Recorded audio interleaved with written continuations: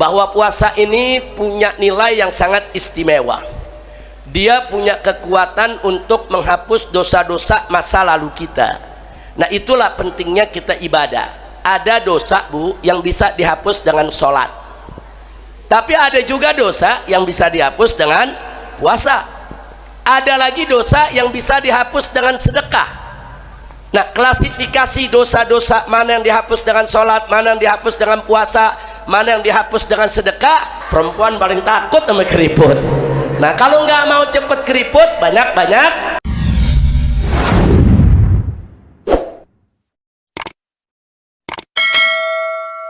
Assalamualaikum warahmatullahi wabarakatuh. Halo teman-teman semua, berjumpa lagi di channel Dengar Dakwah Channel. Di video kali ini saya akan mengajak teman-teman semua untuk mendengarkan tausiah dari Habib Rizik Syihab yang akan membahas tentang keutamaan dan rahasia di balik puasa. Semoga apa yang disampaikannya bermanfaat untuk kita semua. Nah, dan sebelum lanjut ke videonya, silahkan untuk di like, comment, share, dan subscribe-nya teman-temannya. Oke teman-teman, langsung aja kita dengarkan tausiah dari Habib Rizik Syihab. Semoga bermanfaat untuk kita semua. Mari kita dengarkan bersama-sama. Nabi menyampaikan kabar gembira untuk kita semua, di mana beliau mengatakan, man shoma ramadhana, barang siapa yang berpuasa Ramadan imanan, dengan penuh keimanan kepada Allah subhanahu wa ta'ala, wahtisaba, dan penuh keikhlasan, hanya mengharap ridha Allah, tidak minta dipuji oleh orang, atau ingin mengharapkan sesuatu di luar daripada keikhlasan.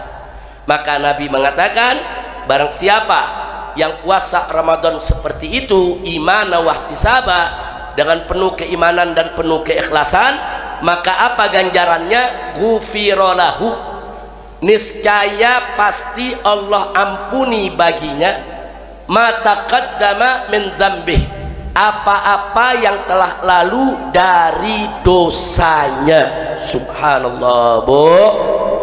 Bu, kita di sini ada yang bersih dari dosa ya? Kita manusia semua punya dosa, mau laki, mau perempuan, mau kiai, mau santri, mau nyai, mau santriwati, pasti punya dosa. Nah, puasa Ramadan ini termasuk salah satu cara bagaimana Allah menghapus dosa kita, Allah mengampuni kesalahan kita, Allah bersihkan diri kita dari segala kesalahan, dosa-dosa kita yang sudah kita lakukan di masa lalu. Kapan lagi kita bersihkan diri dari dosa? Kapan lagi kita sucikan diri kita daripada kesalahan kalau bukan di bulan Ramadan? Jadi manfaatkan betul, Bu. Jangan sampai bulan Ramadan nanti ada yang sengaja meninggalkan puasa di bulan Ramadan. Jangan. Jadi kalau kita mengaku sebagai orang Islam, salah satu daripada rukun Islam adalah puasa Ramadan. Puasa. Jangan sampai berbagai macam alasan kita gunakan, kita seenaknya meninggalkan puasa. Na'udzubillah min dzalik. Ingat, Bu, ya, puasa itu rukun Islam, sama seperti sholat. Sholat itu rukun Islam, puasa itu juga rukun Islam. Jadi jangan sampai puasa ini kita lalaikan. Sebagaimana kita wajib menjaga sholat kita, kita juga wajib menjaga puasa kita. Hanya saja tadi saya sampaikan, Bu, bahwa puasa ini punya nilai yang sangat istimewa. Dia punya kekuatan untuk menghapus dosa-dosa masa lalu kita. Nah, itulah pentingnya kita ibadah. Ada dosa, Bu, yang bisa dihapus dengan sholat, tapi ada juga dosa yang bisa dihapus dengan puasa. Ada lagi dosa yang bisa dihapus dengan sedekah. Nah, klasifikasi dosa-dosa mana yang dihapus dengan sholat, mana yang dihapus dengan puasa, mana yang dihapus dengan sedekah, hanya Allah subhanahu wa ta'ala yang tahu. Nah, makanya kita lakukan segala kebaikan, kerjakan semua kebaikan. Allah nyatakan dalam Al-Quranul Karim, faqala ta'ala fastabiqul khairat, berlomba-lombalah kamu dalam kebaikan. Berlomba-lomba kita dalam kebaikan, karena kadang-kadang ada satu amal baik yang mungkin kita lihat nggak seberapa, tapi justru itu yang membuka pintu rahmat dan maghfirah Allah bagi kita. Kadang-kadang ada satu amal baik nggak seberapa, tapi ternyata gara-gara amal baik tersebut justru dosa kita semua diampuni oleh Allah. Nah, seperti yang Nabi cerita, Bu ya, bagaimana ada seorang perempuan pelacur. Oh, itu kalau udah disebut pelacur, saya udah nggak bisa cerita dosanya lagi tuh. Setiap hari dia jual diri, setiap hari dia berzina. Tapi suatu ketika, begitu dia melihat ada seekor anjing kehausan, dia bantu. Dia bantu dengan tulus, dia bantu dengan ikhlas, saudara. Karena dia iba, ada rasa iba, rasa kemanusiaannya yang tinggi. Dia nggak tega lihat ada hewan, saudara, yang kehausan. Dia ambilkan air, dikasih minum, saudara. Gara-gara dia perbuat begitu, itu Allah buka pintu rahmat dan maghfirah buat perempuan tadi, sehingga perempuan ini dapat taufik dan hidayah oleh Allah. Dia taubat kepada Allah dan semua dosanya diampuni oleh Allah. Masya Allah. Bu, saya mau tanya, dosa pelacur itu kecil atau besar, Bu? Dosanya luar biasa. Itu Allah siapkan siksa neraka yang luar biasa. Tapi kok begitu mudah Allah maafkan, saudara? Itu tadi, dia berbuat suatu kebaikan, ikhlas, tulus, saudara, karena ada rasa kemanusiaan.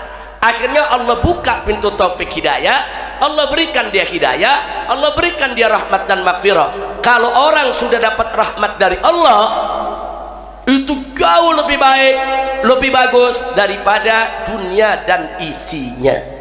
Karena satu rahmat Allah saja bisa menyelamatkan kita dari neraka jahanam. Satu rahmat Allah saja bisa menghapus dosa-dosa kita sebesar apapun.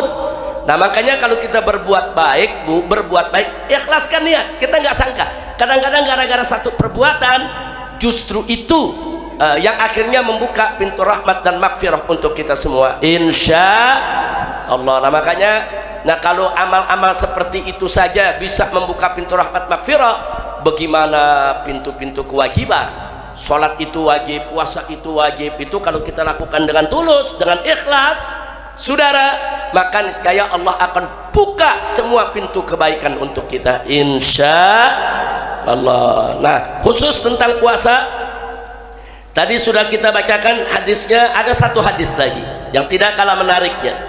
Hadis ini juga diriwayatkan oleh Bukhari Muslim radhiyallahu anhuma, di mana di sini diceritakan, saudara, juga dari Abu Hurairah, Nabi mengatakan alaihi salatu wassalam, kullu amal ibni Adam lahu illa shaum.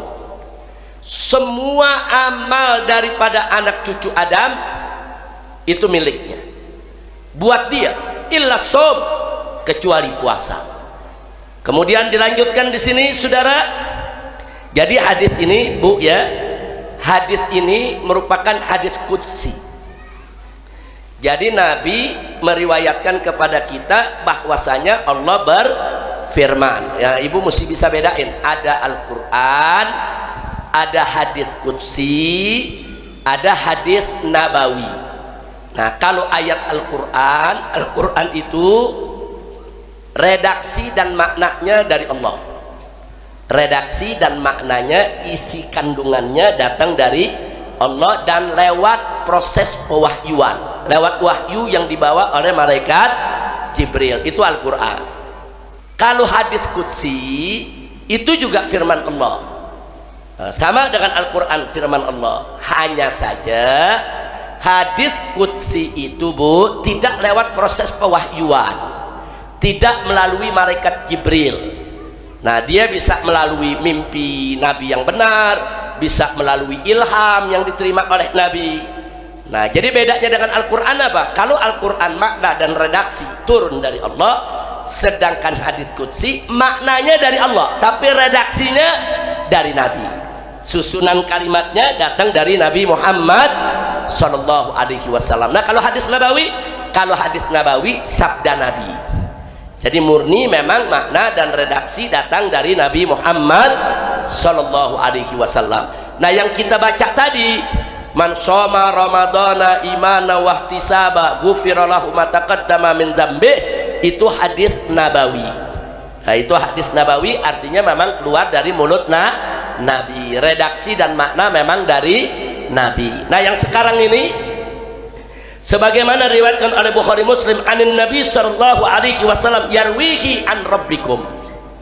Jadi ini hadis dari Nabi yang Nabi riwayatkan datang dari Allah. Artinya apa? Hadis qudsi. Nah, di mana Allah mengatakan, saudara, Nabi menyampaikan bahwa Allah berfirman, kullu amal ibni Adam lahu illa shaum.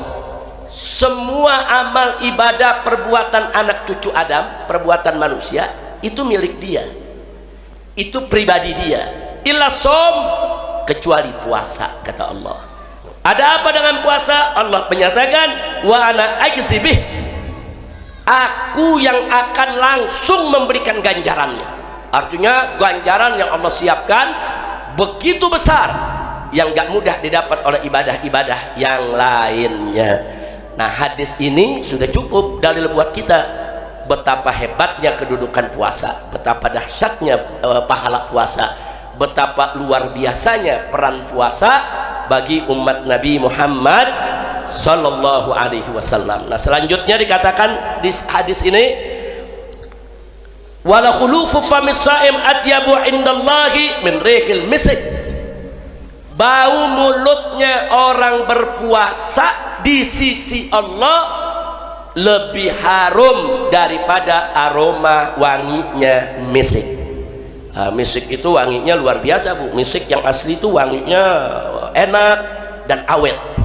Nah, sekarang dalam hadis qudsi Allah sendiri yang menyampaikan, saudara, bahwa bau mulutnya orang berpuasa di sisi Allah, ya, itu lebih bagus daripada wangi misik. Nah, maka itu, Bu, makanya kenapa di bulan Ramadan kalau sudah lewat zuhur, kalau sudah zawal matahari, makruh kita pakai siwak, makruh kita menggosok gigi.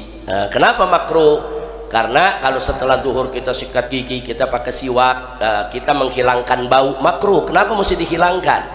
Justru bau mulut orang puasa tadi itu Allah lebih suka daripada wanginya misik. Kecuali kalau bau mulutnya bukan karena puasa, Bu, ya. Nah, kalau sekarang bau mulut ya dihilangin baunya, Bu. Kalau baunya nggak hilang-hilang, berobat ke dokter, Bu, ya. Bu, kalau bau mulutnya nggak dihilang, terus suaminya pada lari, Bu. Nah, ini saya bicara nih puasa, lagi puasa, ba'da zuhur jangan sikat gigi atau pakai siwak. Makanya begini, Bu, kalau sebelum zuhur ada orang bersiwak, hukumnya sunnah. Nggak sengaja karena dia bersiwak, ada yang ketelan, nggak sengaja, maka puasanya tidak batal. Loh, kok tidak batal? Karena dia sedang melaksanakan yang sunnah. Melaksanakan yang sunnah nggak sengaja, ada sesuatu masuk ketelan, maka puasanya tidak batal. Jelas, Bu, ya? Tapi ada orang ba'da zuhur dia bersiwak, hukumnya makruh. Nggak sengaja ada yang ketelan, batal puasanya. Lah, kok batal? Karena setelah zuhur dia bukan lagi melakukan yang sunnah, dia lagi melakukan yang makruh. Kalau melakukan yang makruh ketelan, batal, Bu. Nah, tapi kan nggak sengaja, bukan nggak sengaja, itu namanya ceroboh. Bu, tahu ceroboh? Sembrono, tahu sembrono? Orang Bogor bilang apa? Sembarangan. Itu bahasa Sunda tuh, Bu, ya. Alhamdulillah. Lila abdi mah ngartos bahasa Sunda. Ngartosna seetik lagi belajar nih sama Ki Asep dikit-dikit biar bisa bahasa Sunda, Bu, ya. Nah, biar besok-besok bisa ceramahnya pakai bahasa Sunda, Bu, ya. Insya Allah. Jadi sekali lagi nih, kalau sebelum zuhur bersiwak nggak sengaja ada yang ketelan, nggak batal. Kenapa? Karena sedang melaksanakan yang sunnah. Tapi kalau setelah zuhur bersiwak nggak sengaja ada yang ketelan, batal. Kan nggak sengaja juga, Habib. Iya, nggak sengaja, tapi dia lagi nggak melakukan yang sunnah, dia melakukan yang makruh. Kalau melakukan yang makruh nggak sengaja ketelan, batal. Itu namanya bukan nggak sengaja, sembrono, ceroboh, sembarangan. Nah, ngerti, Bu, ya? Alhamdulillah. Ada nanya soal wudu. Nah, wudu itu kan sunnahnya kita ke kumur, Bu. Ada matmadah, Bu, ya. Nah, ke kumur kalau lagi wudu. Nah, Ke kumur itu walaupun kita lagi puasa, mau sholat zuhur, mau sholat asar, hukumnya tetap sunnah. Nah, cuman ada saudara melebihkan dalam ke kumur. Nah, mubalaghah ini filmat mabo. Kalau lagi nggak puasa sunnah. Kalau kita ambil wudhu nih,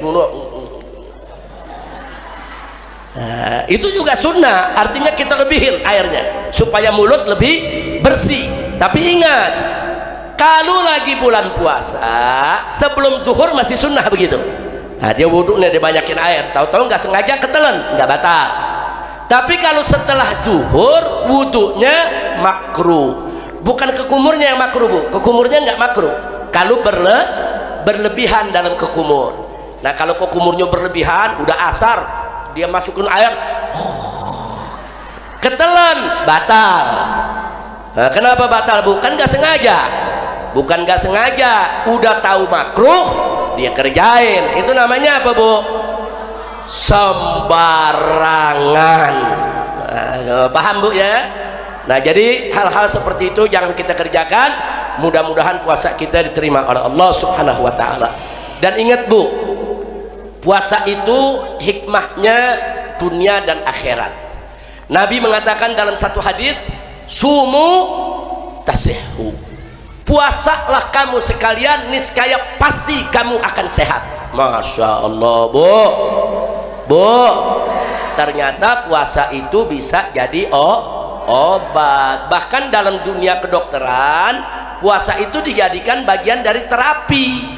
Nah, kebetulan di sini ada dokter nih, Bu. Nah, ini ada dokter nih, Sarifah Syifa. Ini ada dokter kita nih dari Jakarta sama rombongan majelis apa? Al-Ba'ith. Nah, ini kita punya tamu, Bu, hari ini, Bu, ya. Ada rombongan pengajian ibu-ibu dari Jakarta, namanya Majelis Taklim Al-Ba'ith. Nah, ini salah satu rombongannya ada dokter nih. Jadi kalau saya salah ngomong nanti soal medis biar dokter aja yang protes, Bu, ya. Bu,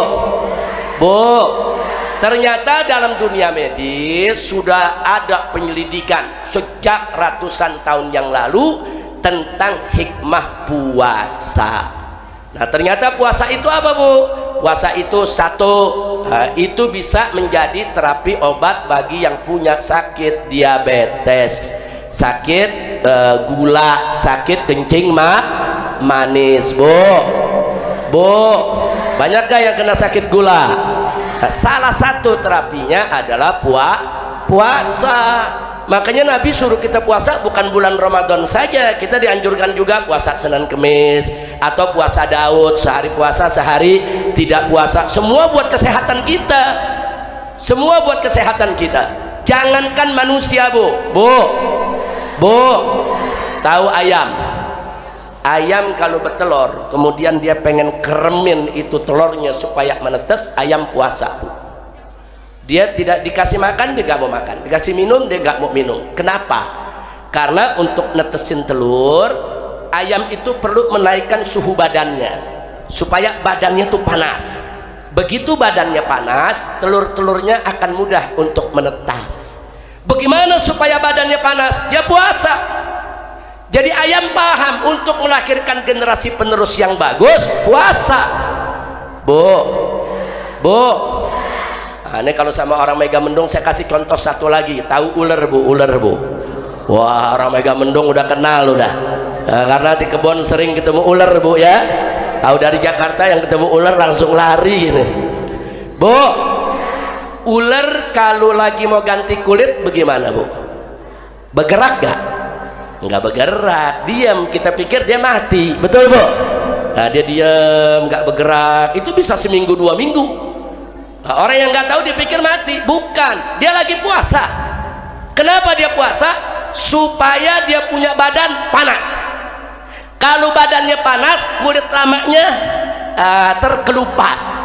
Begitu kulit kelamaknya terkelupas, datanglah kulit yang baru. Subhanallah, Bu. Makanya dalam dunia medis juga ada terapi puasa supaya apa? Nggak cepet keriput. Subhanallah, Bu. Ayo, mau lama nggak keriputnya? Apa mau buru-buru keriput? Perempuan paling takut sama keriput. Nah, kalau nggak mau cepet keriput, banyak-banyak puasa itu dokter-dokter udah membuktikan ternyata puasa bisa buat awet muda, bisa untuk menjaga kesehatan badan. Alhamdulillah. Tapi niat puasa kita bukan buat sehat, untuk cari ridho. Nah, kalau cari ridho Allah, sehatnya ngikut, nggak usah khawatir. Tapi kalau niatnya cari sehat, ridho Allahnya belum tentu dapat, Bu. Nah, jelas, Bu, ya? Siap kita puasa nanti? Nah, jangan ada yang tinggalkan puasa. Dan tolong anak-anak kita dilatih, Bu. Anak-anak ibu tolong dilatih dari kecil untuk puasa. Ya, kalau anak tadi belum cukup umur, mungkin puasanya setengah hari. Ajak latih. Sebab banyak sekarang orang dewasa yang dari kecilnya nggak pernah puasa. Nah, begitu umur sudah 30-40 tahun tobat mau puasa, wah itu tersiksanya luar biasa. Menderita dia karena nggak biasa. Maka itu anak-anak ibu yang perempuan, yang laki, biasakan untuk puasa. Saya dulu punya anak perempuan 7, Bu. Ada 7 putri saya. Itu dari mulai mereka masuk TK sudah saya ajak puasa. Puasa Senin Kemis. Ya, waktu TK setengah hari. Tapi begitu masuk kelas 1 SD, semuanya, saya punya putri 7-7-nya, saya ajak puasa Senin Kemis. Senin puasa, Kemis puasa, Senin puasa, Kemis puasa. Walaupun kita tahu mereka belum wajib, masih anak-anak, dibiasain. Nah, karena dibiasakan begitu masuk bulan Ramadan full puasa mereka karena udah biasa. Nah, saya punya anak dari masih kecil, dari mulai kelas 1 SD puasa Ramadannya udah full. Puasa Ramadan full, tahun berikutnya full, tahun berikutnya full. Kita didik anak-anak kita dari kecil sehingga begitu mereka dewasa, mereka melihat puasa itu bukan beban. Nah, tapi puasa itu sebagai satu kewajiban dan kebutuhan, insya Allah. Nah, itulah yang saya mau sampaikan. Oke teman-teman semuanya, sudah kita simak bersama-sama ya tausiah dari Habib Rizik Syihab. Nah, beliau juga mengutip hadis riwayat Bukhari dan Muslim, barang siapa yang berpuasa dengan penuh keimanan dan keikhlasan, maka Allah akan mengampuni dosa-dosanya yang telah lalu. Luar biasa sekali ya teman-teman ya.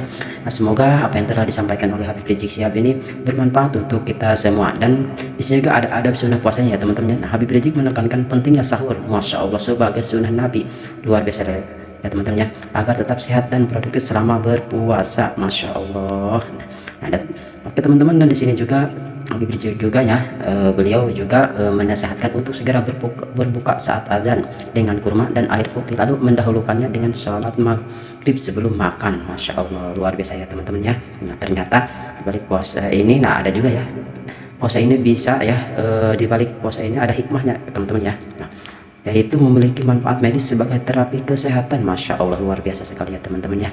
Oke teman-teman, mungkin itu saja ya yang bisa saya sampaikan. Mohon maaf apabila ada kesalahan dari saya ataupun dalam bicaranya ya teman-teman ya. Mohon maaf karena saya masih pemula nih, masih belajar.